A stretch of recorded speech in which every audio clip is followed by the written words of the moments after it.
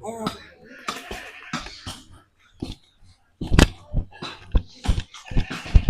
আসসালামু আলাইকুম। ওয়ালাইকুম আসসালাম। আরে কে, ভালো আছো তুমি?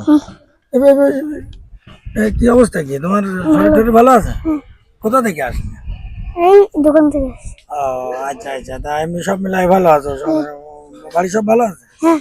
আচ্ছা, তা কি কিছু বলবা, কিছু কি বললে? কুরবানি হ্যাঁ, কুরবানি, এই যে গরু কুরবানি দিচ্ছে, এরা কাটাকাটি করতেছে, কুরবানি দিছে আর কি। কেন, কোনো সমস্যা?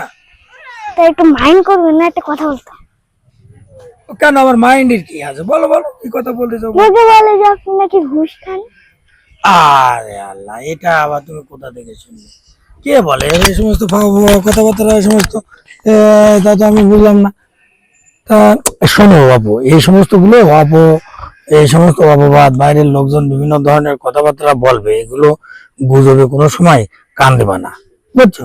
তুমি ভালো করে শোনো, এই অফিসিয়াল কাজ টাজ করতে গেলে কিছু উপরে ইনকাম টিনকাম এটা হয়, এটাকে ঘুষ বললে কি হবে, চলবে না, বুঝতে পারছো? এবার আমার কাছে কথা শুনো, এই ঘুষ খাওয়াটা, এটা তো আমরা তো আসলে ঘুষ খাই না। বিষয়টা হয়েছে কি, আমাদের একটা গরুর খাবার আছে, বুঝবো ভালো করে, আমাদের একটা কি আছে, গরুর খাবার আছে।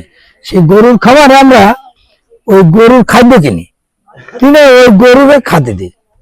তার মানে ঘুষের টাকা দিয়ে আমরা কি করে গরুর খাদ্য কিনে গরুরে খাতে দিই। তাহলে কি আমরা কি হলো ঘুষ খাই নাকি গরু খাই? গরু খাই না। এবার ওই গরুর দুধ আমরা বাজারে বিক্রি করি, কিংবা ওই গরু আমরা কোরবানি দিই, তাহলে কি আমাদের কোনো দোষ আছে? তাহলে এই বিষয়টা যারা যারা এই ভুল বোঝে, এদেরকে সঠিক জ্ঞানটা দেওয়ার দায়িত্ব কিন্তু তোমার। বুঝতে পারছো বিষয়টা কি?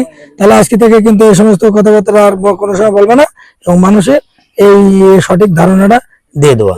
ঠিক আছে ভাতিজা? আচ্ছা, ঠিক আছে, আজকে তো কুরবানির দিন, ওই গরু কাটাকাটি চলছে, তুমি বিকালে আসো, বন্ধু বন্ধু নিয়ে আসো, এসে আমাদের বাসায় এসে মোটামুটি একটু গোষ্ঠ খেয়ে যাও। হ্যাঁ, এটা হালাল কুরবানি, এতে কোনো অসুবিধা নেই, ওটাতে তোমার চিন্তা করা লাগবে না। ঠিক আছে? আচ্ছা, ঠিক আছে, ঠিক আছে, ধন্যবাদ। আসো, আমি বেড়াতে এসে।